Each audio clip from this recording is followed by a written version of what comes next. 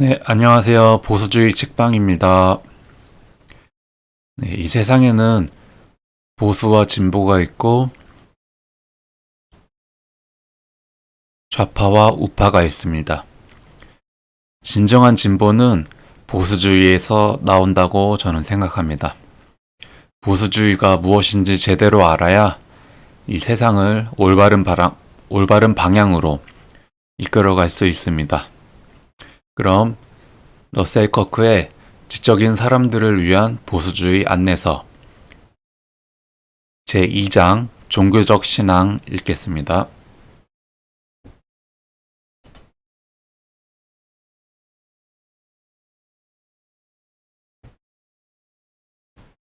종교인이라 해서 모두가 보수주의자는 아니고 모든 보수주의자가 종교인인 것도 아니다.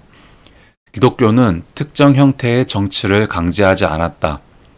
비록 급진자이자 대부분은 기독교 신자가 아니었지만 독실한 기독교 신자로 유명한 급진주의자는 있었다.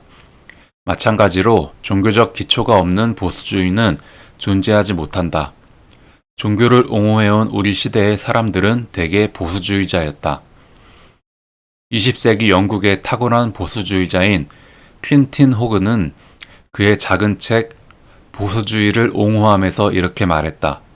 종교를 전도하며 자신의 정치까지 팔아먹으려는 정치인을 나는 누구보다 경멸한다. 하지만 정치를 말하면서 자신의 설교를 팔아먹으려는 목사는 더 경멸한다. 그러나 그는 정치와 종교를 칸막이로 분리해 따로 나눌 수는 없으며 진정한 보수주의자는 마음속 깊이 종교적인 인간이라 말하기도 했다. 기독교의 사회적 영향력은 고상하게 보수적이었으며 불교, 이슬람교, 유대교 등 다른 교 등 종교들 역시 그와 유사하게 보수적 영향력을 행사해왔다. 건국 초기부터 미국에서는 종교적 헌신이나 정신이라는 감정이 정치 제도와 밀접하게 연결돼 있었다. 독립선언서에 서명한 거의 모든 이들과 재헌회의에 참여한 대의원들은 종교적인 사람들이었다. 공화국이 출범한 이래 발표된 경건한 대통령 포고문을 모두는 신의 가호와 권능에 의지했고 지도적인 보수 정치인이나 필자 대부분은 대단히 심오한 신앙인이었다. 조지 워싱턴과 제임스 매디슨, 존 랜돌프는 미국 성공의 존 애덤스와 존 카루는 유니테리언, 오레스티스 브라운스는 가톨릭, 너세니얼 호스는 회중교회, 에이브람 링컨은 신실하지만 독립적인 유신론자, 그리고 더 많은 사람들이 독실한 종교 생활자였다. 우리는 종교가 시민사회의 기초이며 모든 선함과 위안의 근원이라는 사실을 알고 내면적으로도 느낀다라고 에드먼드 버크는 썼다. 보수주의자는 인간 사회를 신과 인간, 더 나아가 죽은 세대와 현재 살아있는 세대, 그리고 앞으로 태어날 세대 사이에 맺어진 영원한 계약이라고 본다. 영구한 지혜와 권능이 충만할 때에야 우리는 그러한 계약을 생각해내고 조상들에게 진 빚과 후손들에 대한 의무감을 의식하게 된다. 우리가 동료 인간에게 자비롭게 또 공정하게 행동하는 유일한 이유는 신의 의지가 우리에게 그리하도록 서로 사랑하도록 명령했다고 믿기 때문이다. 종교적 보수주의자는 인간에게 사회에 지는 의무가 있으며 공정한 정부는 도덕률로 통치된다고 확신한다. 우리가 우리만의 소박한 방법으로 신의 본성과 신의 사랑에 동참하기 때문이다. 지혜는 신을 두려워할 때 시작된다고 보수주의자는 믿는다.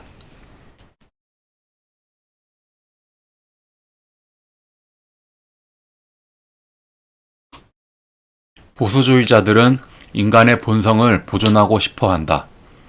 다시 말해, 신이 자신의 이미지 대조로 이미지대로 창조하신 인간 본연의 모습을 지키고자 한다. 우리 세계의 무시무시한 급진적 이념들인 공산주의와 나치즘, 그리고 그 동맹 세력들은 종교의 뿌리와 가재를 없애버리려 날뛴다. 왜냐하면 그들은 종교가 언제나 집산주의와 독재로 가는 길을 가로막는 장애물이란 사실을 잘 알기 때문이다. 종교적 인간에게는 힘과 신앙이 있고 급진적 집산주의는 개인의 힘과 신앙을 혐오한다. 유럽과 아시아 전역에서 집산주의에 맞서는 진정한 저항은 집산주의적 국가보다 더 위대한 권위가 있으며 신이 곧 그 권위라고 믿는 사람들에게서 왔다. 종교적 진실을 부정하는 사회에는 신앙과 자비, 정의, 그리고 인간의 행동을 규제하는 그 어떤 제재도 결핍돼 있다. 오늘날 미국인들은 종교적 신념과 공정한 정부가 긴밀하게 연결되어 있음을 과거 그 어느 때보다 더 잘 이해한다. 따라서 그들은 충성의 맹세 문구의 일부를 수정해서 하느님 아래 하나의 국가를 덧붙였다.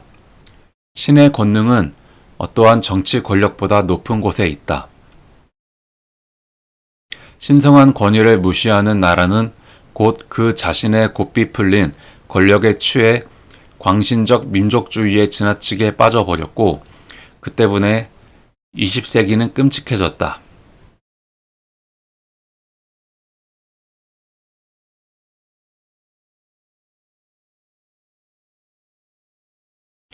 모든 종교에는 언제라도 타락할 위험이 내재한다. 우리 시대의 다양한 사람들은 기독교가 어떤 감상적 집산주의를 추인했다고 설득하려 애썼다. 신 앞에 평등하다는 기독교의 개념은 이런 인간의 종교를 통해서 국가가 강제하는 끔찍한 사회 경제적 평등으로 전환되었다. 그러나 기독교의 신조와 전통을 면밀히 조사하면 기독교 가르침에 그와 같은 해석은 용납되지 않는다. 기독교는 개인적 차원의 구속만을 약속할 뿐 경제혁명을 부르는 그 어떤 체제도 이야기하지 않았다. 기독교 신앙의 커다란 관심사는 너무나 인간적인 개인 하나하나에 있다. 무슨 의미인지 분명치 않은 인민이나 군중 혹은 핍박받는 자는 기독교의 관심사가 아니다. 기독교인들이 말하는 자비는 부자가 빈자에게 자발적으로 베푼다는 의미지 다른 사람들에게 주려고 국가가 강제로 빼앗는다는 소리는 아니었다. 늙은 토마스 브라운경은 이렇게 말했다. 빈곤 없는 공동체를 설계하려 애쓰는 국가주의자들은 기독교인의 공동체를 이해하지 못할 뿐 아니라 그리스도의 예언조차 잊어버리고 자선이라는 목표를 빼앗아 가버린다. 기독교는 다른 이들이 우리에게 해주길 원하는 대로 남을 대하라고 요구하지 정치 권력을 활용해 재산권을 포기하도록 타인을 강제하라고 요구하지는 않는다.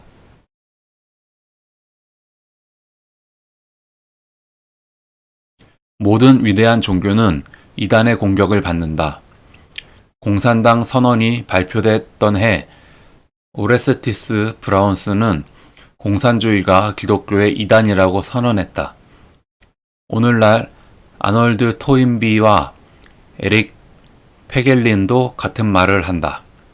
공산주의는 기독교의 사랑과 자선을 격렬한 평등의 강령으로 왜곡한다. 인간은 지구상에서 평등해져야 한다고 말하면서도 그와 동시에 신의 궁극적 심판 앞에서 누구나 평등하다는 그 진정한 평등은 거부한다. 특정 계급의 혜택을 주기 위해 다른 계급을 억압하는 도구로 기독교를 전환시키려는 이념들은 이단이다. 기독교의 또 다른 왜곡은 사람들의 목소리가 곧 신의 목소리라는 급진적 강령이다. 뉴캐슬의 퍼시경은 그것이 민주주의 이단이라고 썼다.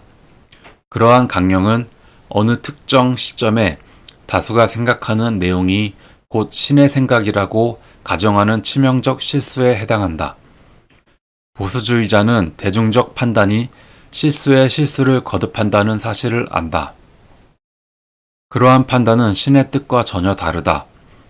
정치에서 구현하려는 진실의 진정한 근원을 우리는 오직 불완전하게 그리고 희미하게 인식하며 인간의 법으로 모방하려 시도할 뿐이다. 기독교의 세 번째 왜곡은 세속의 경제 개입가나 관료, 법령이 지상의 인간 사회를 완벽하게 만들 수 있다는 이단에서 보인다. 기독교인들은 인간 존재나 사회의 완벽함은 지상에서 결코 이루어지지 못하며 오직 천상에서나 발견된다고 믿는다. 사회주의나 전체주의적 계획은 이 세속적 완벽함이 가능하다는 망상에 근거한다. 스스로를 기독교인이라 선언한 사람은 지상 낙원을 추구한다고 공개적으로 선언할 수 없다. 신실한 기독교인의 눈으로 볼 때 인간은 본성의 타락 때문에 사후에야 구원받는다. 따라서 정치, 경제적 혁명이 완벽한 정의와 행복을 가져다 주리라 기대하는 건 어리석은 짓이다. 남녀는 선악이 뒤섞인 피조물이고 최선의 인간에게도 악은 존재한다. 헌정체제, 공정한 법률, 사회적 규약들은 바로 우리의 그런 악마적 충동들이 겉으로 튀어나오지 못하도록 억제하려고 만들어졌다. 공정하고 신중한 정부가 없다면 인간은 무정부의 무질서 상태로 빠져버린다. 야만성은 문명의 얇은 껍질 바로 아래서 언제라도 밖으로 뛰쳐나오려 하기 때문이다. 인간의 본성을 그릇되게 낙관적으로 보는 개념이 있다. 그런 개념에 근거해 지상의 인공적인 낙원이 수립된다는 가설은 인간의 광기의 지배라는 멸망으로 이끌고 만다. 세계 정부라는 애매한 계획들은 대개 이런 어리석음이란 질병에 걸렸다는 징후다. 완벽한 시대, 완벽한 사회는 지금껏 없었고 앞으로도 없으리란 사실을 종교적 보수주의자들은 안다. 인류의 모든 정치적 고안물들은 과거에 이미 모두 시도된 바 있었으나 그 무엇도 완벽하고 만족스럽게 작동하지 않았다. 물론 종교적 보수주의자들이 모든 시대가 같다 혹은 모든 악은 필요하다고 믿는다는 말은 아니다. 어떤 시대는 다른 시대보다 훨씬 더 나쁘다. 어떤 사회는 상대적으로 더 공정하고 또 어떤 사회는 상대적으로 더 불공정하다. 인간의 형편은 인도적이고 신중한 지배하에서 약간 나아지고 잔혹한 지배를 받는 시기엔 매우 나빠진다. 그러나 진보는 불가피하며 미래에 유익한 물결이라는 유사 복음은 종교적 보수주의자를 결코 미몽으로 이끌지 않았다. 그 강령은 20세기 재앙들로 이미 산산이 부서졌다. 종교적 보수주의자는 낡았다는 이유만으로 과거를 경멸하지 않으며 우리가 지금 살아간다는 이유만으로 현재를 유쾌하다 여기지도 않는다. 그는 모든 시대와 제도를 정의와 질서라는 분명한 원칙들에 견지해서 판단한다. 우리는 부분적으론 신의 계시를 통해 부분적으론 인류의 오래되고 고통스러운 경험을 통해 그 원칙들을 배웠다. 우리의 현 사회를 비판하는 종교적 사상가는 어떤 시기가 모두 하얗기만 했고 또 어떤 시기는 모두 검기만 했다고 주장할 이유가 없다. 그는 고르고 선택할 수 있다. 우리가 신중하게 선별한다면 비록 우리 사회를 완벽하게 만들진 못해도 많이 개선하리라는 희망은 가능하다. 인간의 역사는 앨리스와 붉은 여왕처럼 원래 있던 곳에 있으려 해도 가능한 빨리 뛰어야 하는 사람들의 기록이다. 때때로 우리가 게을러지면 사회는 극심한 퇴락에 빠지고 만다. 우리는 이상향에 도달한 만큼 빠르게 달리지 못하고 설사 도달한다 해도 곧 이상향을 증오하게 된다. 이상향은 끝없이 지루하기 때문이다.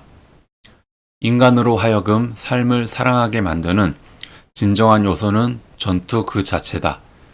무질서에 질서를 부여하려는 투쟁, 악에 맞서 싸우며 올바름을 갈망하는 투쟁 말이다. 그 투쟁이 종말을 고한다면 우리는 지루함을 견디지 못해 자멸해버리고 만다. 천사가 아니라는 그 본성 때문에 인간은 영원히 변하지 않는 상태에서 자족하며 휴식하려 들지 않는다. 한마디로 종교적 보수주의자도 이상향을 지향하기는 한다. 그러나 이는 오직 하나의 의미에서만 그렇다. 그는 거의 완벽함에 가까울 가능성이 존재하기는 한다고 믿는다. 그러나 그 가능성은 오직 개별 인간 내부에만 존재한다. 그런 상태는 개인적으로만 달성되고 우리는 그것을 신성이라 부른다. 또한 우리는 현재의 불안정한 세계에 불만을 느낄 필요도 없다. G.K. 체스터턴은 그의 시 백마의 전설에서 엘프리드 왕 보수적이라는 단어가 만들어지기 수세기 전에 존재했던 고결한 보수주의자 성모 마리아의 환영을 어떻게 보았는지 이야기했다. 그가 미래를 묻자 성모 마리아는 이렇게 말했다. 너에게 위로의 말은 결코 건네지 않으리. 그래, 네가 원하는 말은 하지 않으리. 아직 하늘은 더 어두워져야 하고 바다는 더 높이 솟구쳐 올라야 한다는 말밖에는.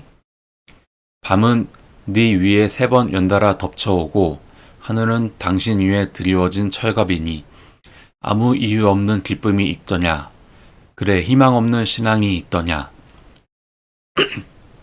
겉보기에 모두 냉혹한 말들이었지만 마리아의 이 말은 엘프리드를 기쁘게 했다.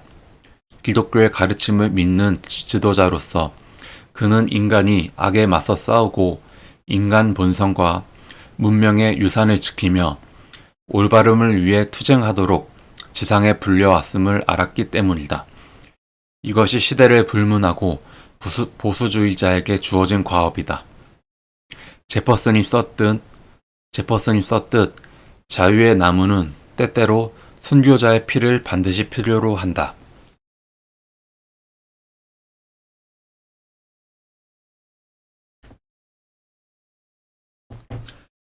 네, 지적인 사람들을 위한 보수주의 안내서 제2장 종교적 신앙을 읽었습니다. 여기서는 마지막 대목이 마음에 많이 남습니다.